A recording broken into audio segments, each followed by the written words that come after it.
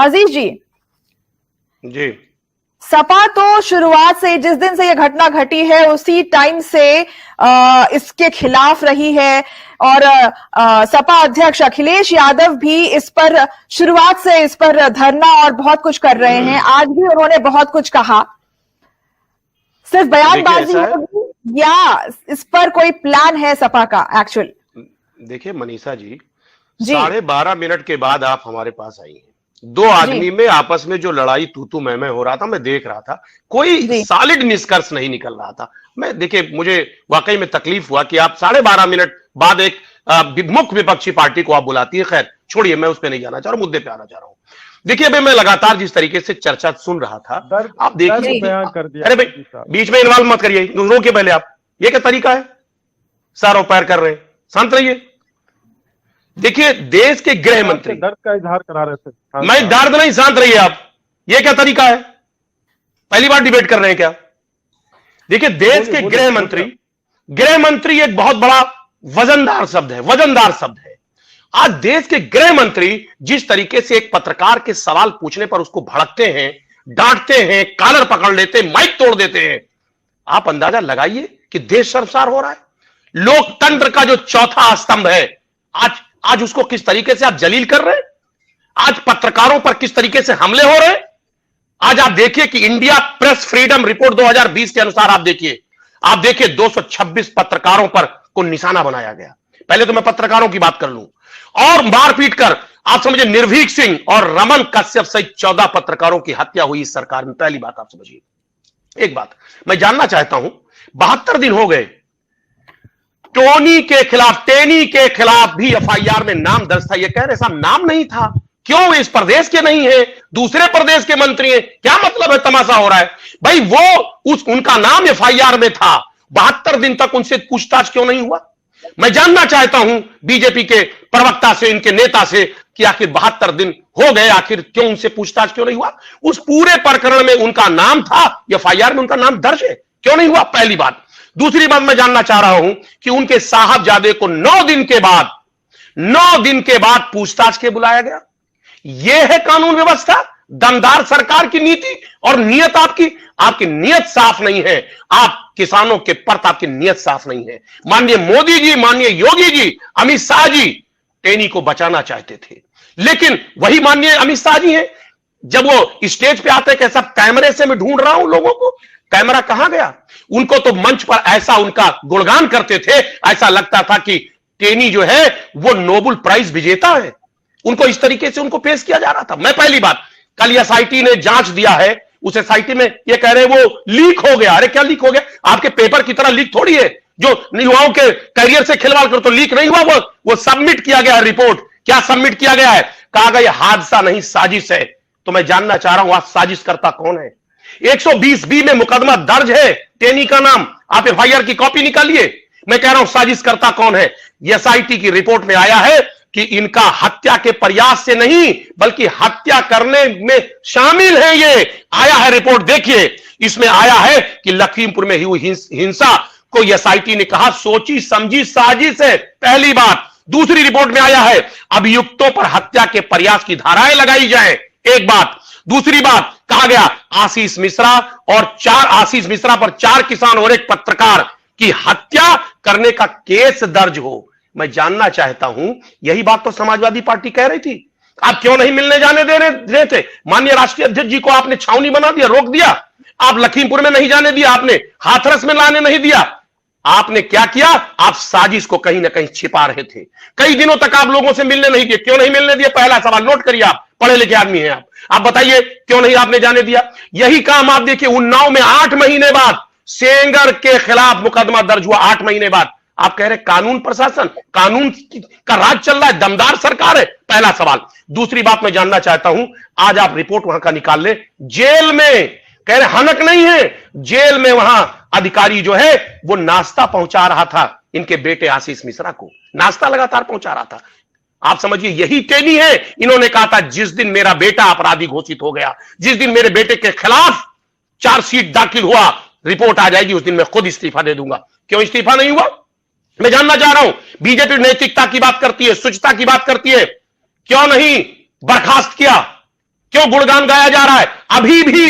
अभी भी वहां जो गए हैं कह रहे साहब समझाएंगे। आप अपराधी को समझा के सही कर सकते हैं? अपराधी, सुनिए मेरी बात, अल्लाह न करिए आपका अपना नंबर आएगा उसके बाद बात करिए आप। अरे सुनिए, देखिए जो कंडक्ट कर रहा है उससे बात करिए आप। मनीषा जी को रोकिए, मनीषा जी रोकिए, ये क्या तरीका है? ये क्या मनीषा जी, ये क्या तरीका है? आप बात करने दीजिए मुझे। आपको बोलने का मौका दिया जब गया आप है, बोल रहे थे मैं नहीं बोल रहा था, मैंने 12 मिनट सुना है। सुनिए मेरी बात, हल्ला मत करिए, 12 मिनट सुना है। बहुत दादागिरी तो आप लोगों की चल गई है। अरे जवाब दीजिए, नोट करिए, पढ़ लिख के आइए करिए, जवाब दीजिए, नोट करिए आप, नोट करिए, तमाशा मत करिए, नोट करिए। सुनिए देखिए फिर अखिलेश यादव फिर चिल्ला रहे, क्या तमाशा करा रही है भाई मैडम? इनको रोकिए आप, इनका बीपी बढ़ रहा है। नब्ज दबा दिया, नब्ज दब गया, नब्ज दब गया। आपको जवाब सुनना है, रुकिए ना, जवाब दीजिए, लंबा जवाब दीजिए, पूरी बात सुनिए। समय नहीं लेना था। अरे भाई आप सुनने नहीं दे रहे, बात नहीं करने दे रहे। आप 12 मिनट बोले तो मैं नहीं बोला। बैलिस्टिक रिपोर्ट में क्या आया था? सुनिए, हल्ला मत करिए, हल्ला न करिए, हल्ला न करिए, हर जगह दादागिरी नहीं चलेगी। आपकी बारी आएगी, आपका नंबर, आप जवाब दीजिए ना। बैलिस्टिक रिपोर्ट में क्या आया था जरा बताइए, नोट करिए आप। बैलिस्टिक रिपोर्ट में आया था कि आशीष मिश्रा के बंदूक से गोली चली। बैलिस्टिक रिपोर्ट उस वक्त भी नकार रहे थे। समाजवादी पार्टी क्या कह रही थी? कह रही थी कि साहब साजिश हुआ है, हत्या हुआ है, किसानों को कुचल करके, और आप क्रेडिट ले रहे हैं। वो किसान, मासूम किसान 12 महीने बैठा रहा, धरना प्रदर्शन करता रहा। आपने एक बार बात करने की कोशिश नहीं की। माननीय मोदी जी ने कहा कि साहब एक फोन कॉल की दूरी पे है, जब चुनाव सर पर आया तो 12 महीने बाद ढूंढे मिले वो। अब सुनिए मेरी बात गंभीरता से सुनिए। एक बात और सुन लीजिए मेरी बात।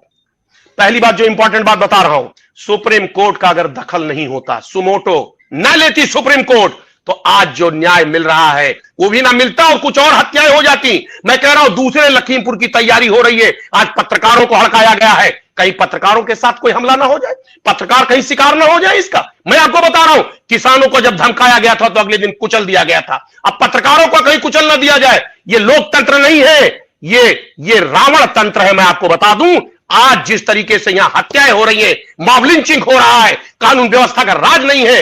कासगंज में दिखाया गया एक अल्ताफ के लड़के को, 5 फीट के लड़के को बताया जा रहा है 2 फीट की हाइट से आत्महत्या कर लिया, उसने आत्महत्या कर लिया। संभव है? बताइए ना, पढ़े लिखे आदमी है, 2 फीट की हाइट से आत्महत्या करेगा कोई? बताइए, जवाब दीजिए आप। बात चलिए, हम बात कर रहे हैं अभी उस मुद्दे पे, आप उसका जवाब दीजिए।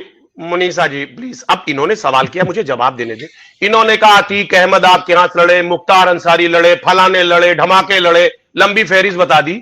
हालांकि वो लोग लड़े नहीं ना है मेरी पार्टी में, लेकिन मैं आपको बता दूं, कुलदीप सेंगर 28 मुकदमा, ब्रजेश सिंह 106 मुकदमा, धनंजय सिंह 46 मुकदमा, राजा भैया 31 मुकदमा, डॉक्टर उदय भान सिंह 83 मुकदमा, अशोक चंदेल 37 मुकदमा, विनीत सिंह 35 मुकदमा, ब्रजभूषण सिंह 84 मुकदमा, चुलबुल सिंह 53 मुकदमा, मोनू सिंह 48 मुकदमा, अजय सिंह 81 मुकदमा, सनी सिंह 48 मुकदमा, संग्राम सिंह 58 मुकदमा, चुन्नू सिंह 42 मुकदमा, बादशाह सिंह 88 मुकदमा। लंबी फहरिस्त है, पूरा टाइम निकल जाएगा। ये आपकी पार्टी के शोभा बढ़ा रहे हैं, आपकी पार्टी का। ये सब कहानी मत बताइए हमें, कौन किस पार्टी में और कौन कितना शरीफ है। मुद्दे की बात करिए। दूसरी बात, आप कह रहे चिल्ला रहे, सुनिए, अरे सुनिए ना मेरी बात, अब बात कंप्लीट होने दीजिए।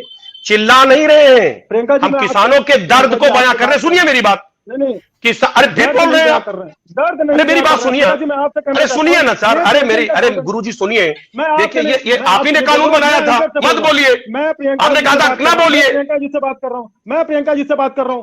जी बोलिए। देखिए ये वाकई में चर्चा के लिए गंभीर है। पेगासस पे कितना चर्चा किया था इन्होंने, इतना लंबा सदन चला था। किसान बिल पे तो इतना चर्चा हुआ, किसानों से भी बात हुई, विपक्ष का भी राय लिया गया। ये चर्चा ही तो कर रहे हैं, और चर्चा करके महंगाई पे, तभी तो आज देखिए महंगाई चरम पे है। देखिए ऐसा है ना, जो 586 का सिलेंडर था वो 1000 पार कर गया। ये महंगाई सस्ता, अरे बता तो रहे ना आपसे, चर्चे के बाद तो सारी बातें आई हैं। सुनिए ना, आज डीजल डबल, आज महंगाई चरम पे। मेरी बात सुनिए, नहीं सिलेंडर महंगा हो गया, लेकिन घर घर गांव गांव पहुंच गया। कांग्रेस के और आपके शासन में डीजल आपको रिपोर्ट पता है ना, सिलेंडर सस्ता था, लेकिन आपको रिपोर्ट पता है ना, आपने आपने सुनिए ना भैया, आप जबरदस्ती हल्ला कर रहे हैं। अच्छी तरह से पता है मुझे, बहुत अच्छी तरह से। अरे भाई आप सुन ही नहीं रहे, आप सुन ही नहीं रहे। सिलेंडर महंगे हैं, लेकिन सब घर में है और आपके सिलेंडर सस्ते थे, लोगों को मिलना मुश्किल होता था। वाह भाई साहब। अब सुनिए मेरी बात। अरे अब बात जान लीजिए। देखिए, आपके सिलेंडर की दुर्गति बता दे, कैग रिपोर्ट देख लो। आपने 3,87,00,000 सिलेंडर बांटे, एवरेज 3.2 सिलेंडर लोग खरीद पाए, बाकी सब कूड़ेदान में डाल दिए। ये कैग रिपोर्ट है, इस लेटेस्ट सीएजी का रिपोर्ट है। सुनिए मेरी बात, ये है आपके उज्ज्वला योजना। अरे सुनिए ना, उज्ज्वला योजना, ये बात जो करिए, ऑथेंटिक बात करिए, हल्ला मत करिए आप। अरे सुनिए ना मेरी बात। अरे भाई, अब कैग रिपोर्ट हम बता रहे हैं, हम कैग बात रहा है, सीएजी रिपोर्ट। अरे भाई, अब नहीं सुनना, खत्म करो, अजीज जी मुझे भी शामिल करें। बोलिए। देखिए मनीषा जी, 2-3 बातें हैं। अभी इन्होंने कहा साहब आंकड़े दीजिए। देखिए, कोरोना का आंकड़ा इनके पास नहीं है, कितने लोग मर गए बिल्कुल नहीं। देखिए, आंकड़ा नहीं रखते हैं, यहां देना लेना होता वहां नहीं रखते हैं। ये किसानों का आंकड़ा नहीं रखे, किसान 750 शहीद हो गया, आंकड़ा नहीं है। मैं बताऊं, ये कह रहे कि हम जानना चाह रहे हैं कि आखिर ये टेनी से कौन सी मोहब्बत है, ये आप देश को बताएं। वो बर्खास्त होंगे या नहीं होंगे, और नहीं हो रहे हैं, इसका मतलब आपकी नीयत पर सवाल है। आपकी नीयत साफ नहीं, पहली बात तो क्लियर कर लीजिए आप। अगर नीयत साफ होती ना, तो आज जो हालात पैदा है, इतनी बहस क्यों? बर्खास्त तो पहले कर देना। दूसरी बात, मैं आ रहा हूं भाई, आप बीच में क्यों बोल रहे हैं भाई? आप रुकिए पहले, अरे भाई बोलने दीजिए। अरे भाई, आप किस टाइप के हैं? आप मेरी बात सुनिए सर, आप मुझे मौका दें। देखिए, आपने कहा सुप्रीम कोर्ट की देखरेख में हो रहा है। आपको शायद जानकारी होगी कि एसआईटी उत्तर प्रदेश सरकार ने गठित की थी, और उस वक्त सुप्रीम कोर्ट ने उसने अपनी इच्छा व्यक्त की थी कि नहीं साहब मैं शामिल होऊंगा, और उसके बाद कहा था कि इसको अपग्रेड किया जाए एसआईटी को। तब एसआईटी को अपग्रेड किया गया, उसमें तमाम लोग, लोकल लोग भी शामिल हैं। एक बात और बता दें, देश के गृह मंत्री हैं, और गृह मंत्री के अंडर में एसआईटी भी आती है, शायद आपको जानकारी होगी। एसआईटी भी आती है और सारी संस्थाएं आती हैं। अगर वो इशारा कर देंगे ना, तो आपको पता होना चाहिए कि एसआईटी हिल जाएगा। एक बात। दूसरी बात, अभी आपको शायद पता होगा कि जेल में किस तरह नाश्ते पहुंचाए जा रहे हैं, कोई लंबे टाइम से आपको पता है ना, उसके वीडियो वायरल हो रहे हैं। आपने देखा कि नहीं देखा? क्यों नाश्ते पहुंचाए जा रहे हैं? इसका मतलब दबाव है बड़े स्तर पे। और अगर दबाव नहीं होता और डर खौफ होता, तो आज जिस तरीके से पत्रकारों को झुंझला करके धमकाया है, गाली दिया है, यह शायद नहीं होता। क्योंकि उनको पता है कि यहां मुकदमे भी अगर लिखे जाते हैं तो मुकदमे वापस हो जाते हैं। क्यों वापस हो जाते हैं? हुए हैं, एक लंबी फेहरिस्त है, कहिए वो भी पढ़ के सुना दूं, लंबी फेहरिस्त है। तो ये सब मत बताइए, सुचिता नहीं बची पार्टी में। इसलिए उत्तर प्रदेश की जनता ये जान लीजिए, आपके कृतियों को देख रही है कि 4.5 साल और 5.25 साल में किस कदर आपने जनता को धोखा दिया है। दमदार सरकार के नाम पे, कामदार सरकार के नाम पे आपने सिर्फ लोगों को गुमराह किया है अभी तक।